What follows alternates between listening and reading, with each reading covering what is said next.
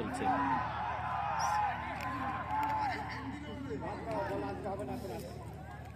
সার্সেল brother 3, Inter Kashi 1। Inter Kashi তৃতীয় match, এর আগে 2টি ম্যাচে জয়লাভ করেছে। আবার গোল মুখে।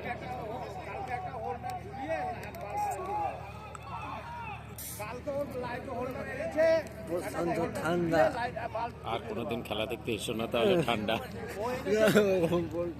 ও এনেছে তো বালা, বুঝতে পারছো না তুমি?